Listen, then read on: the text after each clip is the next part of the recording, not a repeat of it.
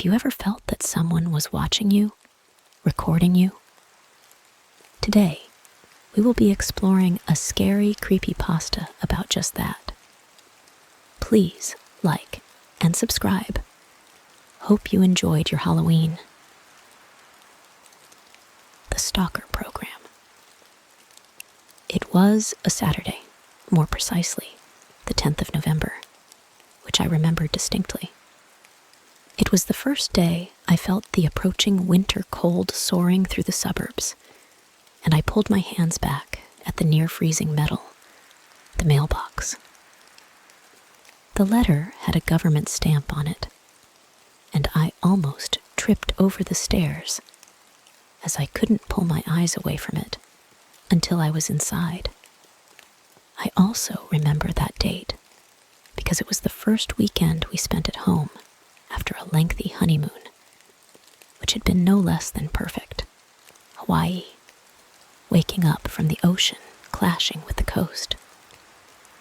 We had gotten matching tattoos that we would probably regret later.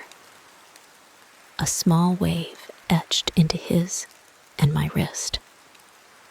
I saw it again when he removed the letter from my hand, appearing as puzzled as I was. "Huh? Did you get into trouble?" he joked, while nonchalantly ripping open the paper with his thumb. I was on my toes behind his shoulder, like a kid at the movies, attempting to catch a glimpse at the small font. It said, "Congratulations," in slightly larger letters, and then, "You have been selected to take part in our exclusive program." And that's where I stopped reading, thinking it a scam or some other kind of malignant practice. "Throw it in the trash," I advised him, but his stare was still stuck on the paper, transfixed, which left me with a weird feeling. "No," he mumbled, more to himself. Faster and faster, his eyes traced over the lines. "No, look, it's official." He pointed at the stamp, a faint blue seal that seemed familiar. Moreover, it was printed on hard, thick paper that gave it some kind of perceived integrity. At this point, I was getting impatient, simply grabbing the letter from his hands and skimming over it. Surveillance program. Only few select citizens to participate. Please assemble at Town Hall, 12 p.m. How odd. It slipped from me, but I couldn't find anything strikingly dubious about the contents. It was true. Public surveillance had been announced to undergo a massive expansion this year. If one were to believe the government's promises, they wanted coverage in all public places to cut down crime rates, track missing persons, and so on. It was nothing that interested me much, but apparently, new technology was being developed that was made out to be a big deal if the specifics were ever released. Only a testing program I hadn't heard of, but it was not rare for surveys and in-person testing to take place rather secretively until the results were ready for presentation. Usually, we'd toss those letters and invitations, but something about it had seemed to pique my husband's interest. "They're testing something new, huh? Probably technology-related." He paced around the room, an idea in his mind taking shape. "Sounds interesting. It's tomorrow already." "You want to go?" I probed. I suppose he didn't want me to notice, but he was definitely agitated about the prospect. He had always loved fiddling with electronics and was up to date with that surveillance campaign. On multiple occasions, he tried to enlighten me on the possibilities it could open up, but I had forgotten most of that. It was a topic I listened to out of courtesy, not really interest. "Hey, I know it's your thing. We can check it out if you want." I tried to reassure him. Really? His eyes lit up a bit. Then he seemed bothered by something, checking the letter again. There's a problem, he muttered. What is it? It's addressed to me, only me. No problem. I'll stay home. Wouldn't want to interfere with anything. It was a decision I would painfully regret. Nothing had been said about the time frame or the proceedings of the project. That's why it didn't worry me when 3 hours passed with no message, and I only grew marginally impatient after 5. The most comforting of fantasies I spun in my mind. It's an official thing, I thought. Phones won't be allowed. They might have a buffet after. Or simply long waiting times. But the clock mercilessly ticked on. And when the sun had set, I was reduced to a nervous bundle, pacing from window to window in between fruitless attempts at calling his number. It was impossible to sit here and wait. I had to see for myself. He had taken the car, so I was left to traverse the distance to the town center by myself. It was luckily not far, but the nighttime and freezing cold added to my discomfort. It didn't help that a lingering feeling arose in me. At first, I pushed it away, attributing it to my anxiety given the situation. But I kept turning my head to all directions, almost frantically. It was as if there was someone observing me. The sound of my footsteps seemed to multiply, coming from everywhere at once, but my mind must have only been playing a trick on me. I walked faster until I was nearly running, away from some invisible danger. Dark treetops obscured my sight on the neighborhood, and it was as if the whole world had fallen silent, except for me. I reached the town hall out of breath, but immediately felt a wave of relief rush through my body as I spotted the car. It was painted a glaring red. I hated the color, but just for a moment, I was so glad to see it. I checked there first, attempting to make out the inside through the panes. Everything just like I remembered it, but no trace of him. Then I had no choice. I approached the mighty building, passing by the old architecture, and grabbed the handle with determination. I pulled, and the door wouldn't give way, adamantly pushing back at me. In disbelief, I tried again and again, to no avail. I felt tears welling up in my eyes. Never had I imagined myself here. Images shot through my mind. Abductions, murder cases, crime scenes. I needed to calm down. There would be an explanation. Somewhere, someone. Trying to take in a few deep breaths of the nightly air, I let my eyes wander. This part of town was scarcely visited, especially at nighttime. It was no surprise the streets remained empty. Tall lamps had been set up, making the road faintly visible. Security cameras had newly been mounted on some of them, as well as on the fence rows behind. Their bleak, shimmering eyes stared back at me. Only one stood out. I squinted so as to fix my stare on it.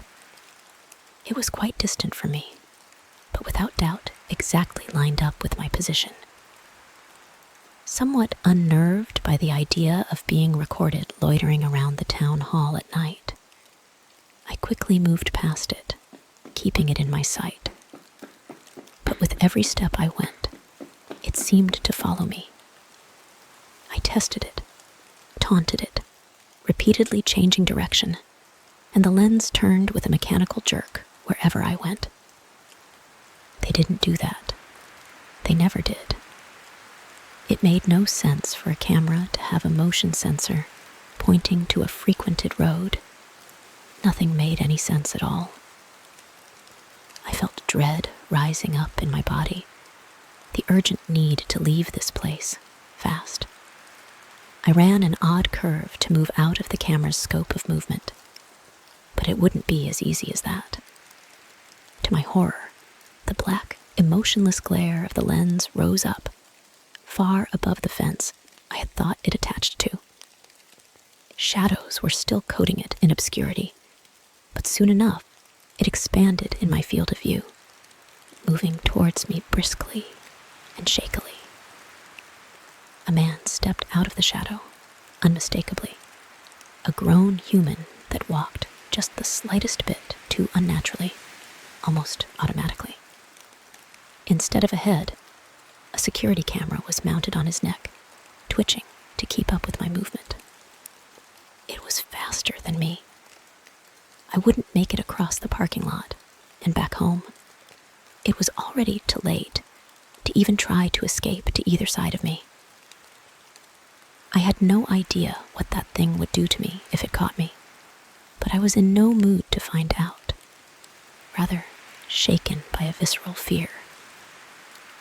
I felt my way along the facade, scurrying across the side of the building while keeping the creature in sight. It took long, coordinated strides that were faster than I could possibly run. I almost stumbled over my own feet, concrete scraping along my palms. Suddenly, they fell into emptiness. I tripped sideways into a narrow gap between adjacent buildings. In the darkness, it couldn't be said whether it led anywhere, but the approaching steps, sounding faster and harder, moved me to run further into the unknown alleyway. I was squeezed in between the backside of the town hall and an apartment complex next to it.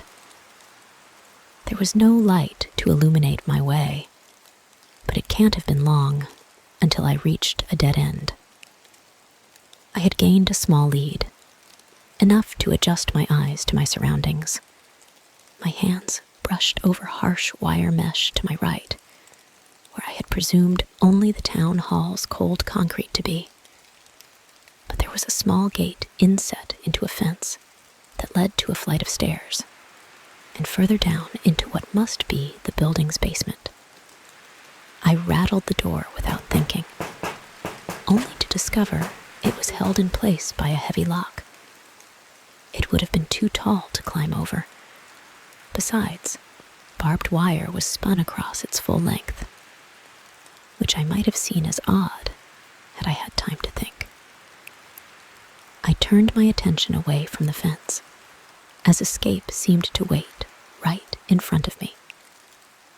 The alley ended in a head-high brick wall, over which I could catch a glimpse of the next road, and even a few apartments in the distance that had light shine through their windows. If I made it there, I could call for help. The thought was what drove me to grab the ledge with both hands and cram my feet in the numerous gaps to push myself up. The task took so much of my strength that I hadn't noticed it. Footsteps behind me. It had caught up. For a moment, I thought myself safe, slowly climbing upwards, until it occurred to me that something still half-human could climb, too. Its limbs found creases to hold onto, and its fingers stretched after me. Just barely, I made the final step, and was able to pull myself up to stand. Right next to me, it did the same. I should have just jumped that exact moment, but I missed my chance when I staggered, trying to make out the ground below on the other side. The thing used that moment to leap at me. Within a split second, I had to make a choice. It would follow me, even if I jumped. It would follow me everywhere. I saw my leg cut through the air, hit its metal head with full force. The creature stumbled back as the camera's encasing cracked. Just once more, I thought. Then I could push it off the other side and hopefully damage it enough to put it out of order. But I failed. My second kick was flung through thin air, just past its goal. It gave the camera enough time to readjust and start its attack. I was pushed over, lucky not to fall off the wall entirely. It held me down, a human hand wrapped around my neck, but my eyes staring at an unmoving lens. It squeezed firmly enough to hold me in place, but didn't seem to hurt me. Entirely still, I felt sucked in by the black void in place of its face. The aperture narrowed. It was as if it was squinting at me. In reality, the camera was adjusting to the darkness. My sight was coated in a painful flash that turned everything a glaring white for a matter of seconds. When slowly, but surely, the world returned to normal, there were sharp contrasts that stuck out. One of them was a mark on the arm right in front of me. Dark ink against his pale skin. A small wave with pronounced lines just recently done. It startled me more than anything I had seen so far. He let go of me to retreat into the darkness. I, however, stumbled back in my own confusion, not to either side, but backwards, through barbed wire that cut into my skin, holding up my fall until I landed another meter deeper on the opposite side of a locked fence. It felt like minutes lying there in silence, with the painful sensation of thorns that dug into me. I experienced it vividly when I made my first attempts at getting up, shooting through every part of my body. Small trails of blood that had dried across my arms. "Oh shit," was the first thing I said to myself, into the silence, reminding me of how alone I was, and now also trapped. An obvious option would have been to wait until morning, here in the cold, with no guarantee of anyone hearing my calls for help, even if the stores nearby opened. A more appealing option was to breach the door right to my feet, leading into some part of the town hall. People might still be at work there. He might be there. What I just saw couldn't be right. It must have been an illusion of my tired mind. Nothing else made sense. I somehow convinced myself that he was there. He was all right. I only had to go in. To my surprise, the door wasn't locked. They must have thought the gate would suffice in keeping unwanted visitors out. Inside, as expected, was pitch black darkness. I rummaged through my pockets for a light source, but my phone was at home, happily sitting on the kitchen counter.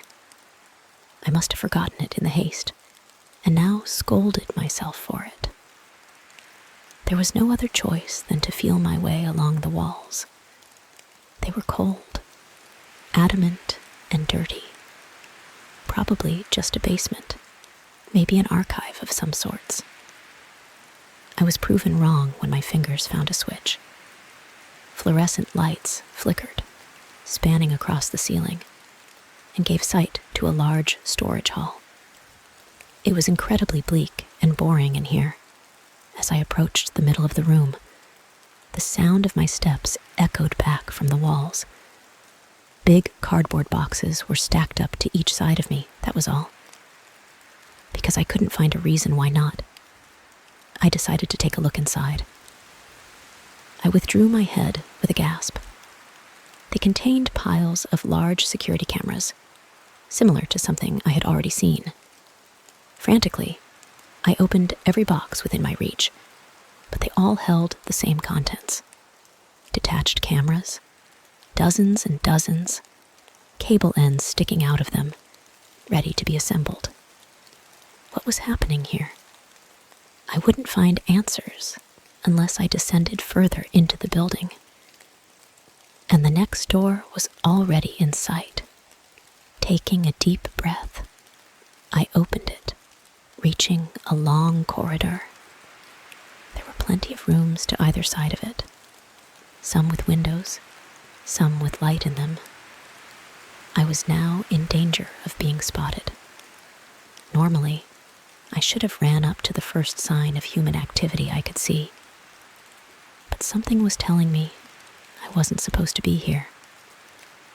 So I decided to keep it down and slowly crouched along the hallway, occasionally peeking through the glass panes. They all seemed like common office rooms, with a few people sunken in their work inside, scribbling down something or working on their laptops. It seemed normal enough to give me some relief. Still, I didn't knock. I felt like a criminal. Some explaining would be due if I was found in here, and I certainly wasn't ready for that. Through another door, I could hear distant chatter. I was too curious not to listen in. There might be information on the program, on the whereabouts of the testers, anything. But I was disappointed, as the two men's conversation seemed to revolve only around mundane topics, TV shows, family life, and the approaching end of their shifts. Either they were ordinary workers with no involvement in the letters, or I had caught them at an unlucky time. I was ready to move on, when suddenly one of them was interrupted in the middle of a sentence. It was the ringing of his phone. "Uh-oh, orders from the boss," he jokingly exclaimed. From then on, I could only follow one side of the conversation and listened as the men's voices grew increasingly concerned, almost frightened. "Escaped," I could hear. And then, "If it's only a couple witnesses, we can easily gloss over it." Something was definitely wrong here. "No, we'll find him, don't worry. Sending out a team right now." They listened to some more instructions through the phone line until the call fell silent. "Fuck, man," one of them muttered, and the other joined in. Overtime it is again, then. I suddenly realized that they would leave the room, forcing me to withdraw with no time to process what I had heard. Footsteps approached faster than I could have reached an end to the corridor. I had no choice but to enter a windowless room to my side.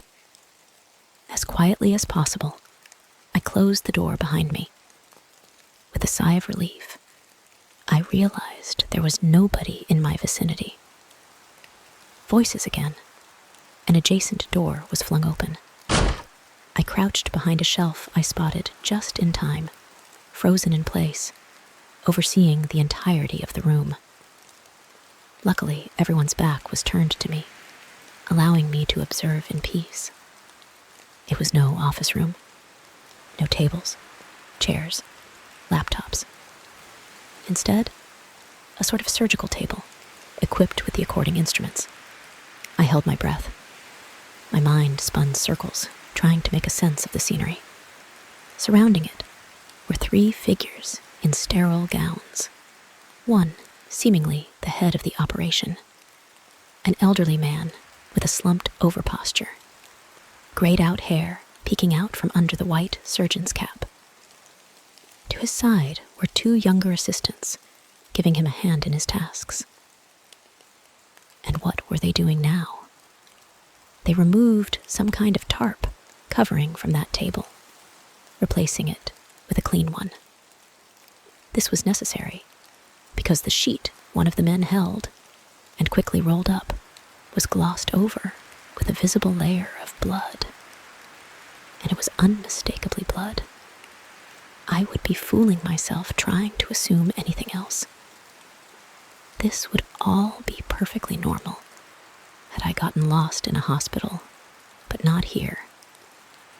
A basement locked away underneath town hall, the same place I presumed my husband to be. They left the scene all at once. I stayed down and kept my shaky breaths quiet, just in case, and I had been right. They returned within seconds, and not alone. With swift step, a hospital bed was rolled in, carrying a lifeless woman's body. She might not have been dead, but entirely unconscious. Her limp body was lifted up and spread out on the tarp. I felt nausea rising up in me. I didn't want to be here. I shouldn't. But leaving now was no option. Opening the door was guaranteed to give away my presence. Looking away also didn't occur to me. It was like any horror scenario. Nothing could have torn my eyes away from the gruesome events about to unfold. The old doctor released a long sigh, as if he was about to follow through with a mundane part of his daily routine. Without wavering, he picked up a long, hefty object. An axe. A surgical axe, if you could call it that.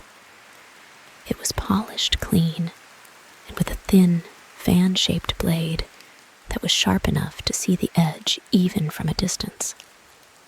My eyes were transfixed. I believe I didn't even breathe. It was like a scene that usually cuts away just at the right moment, but this one didn't. I saw everything. It looked unreal. Have you ever seen something like this? Not on the internet, I mean, right in front of you. At first, it feels like a cartoon, unreal and harmless, but still striking enough to remember every detail. It was odd how clean and swift it happened, barely a sound. The man looked like he didn't even have to try. The blade seemed to fall by itself, severing the head effortlessly. It was caught by his assistant, who carried it away. I followed it with my eyes. The head of a woman who seemed so alive, as if she could start talking in an instant.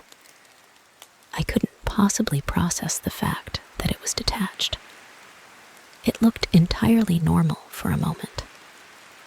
After that initial moment, you'll realize, and you might throw up all over yourself. I prevented that, luckily, because I was still painfully aware of my intruding. They immediately tended to the cut, stopping the bleeding, attaching something I couldn't quite recognize, until the third man returned, not carrying a head, but something close to it, a camera. I watched paralyzed as they completed her, attaching wires to nerves, engineering her artificial brain. It might have taken hours or minutes. My perception of time was entirely lost at this point. Someone, the team stepped away from the table, observing their creation. A jolt went through the creature. They all nodded in satisfaction, and it gave me the feeling this exact scene had transpired many, many times before. It was finished. They seemed to be waiting for something to happen. It might have gotten up by itself, proving their success. It might have been supposed to do all kinds of things, but I saw none of that. Instead, with a single, clicking motion, the camera turned from where it was lying, facing sideways. It was staring across the room, directly at a pair of widened eyes that reflected in its lens. The last thing I saw in my human life was the image of a sharpened blade rushing at me, the dull eyes of a man to whom I was just another subject, as my final conscious thoughts were cut off. "Welcome to the Stalker Program," said the screen that was my soul mind. "Congratulations, you have been selected." A picture of a woman appeared, unknown to me. "This is your target. Observe at all times."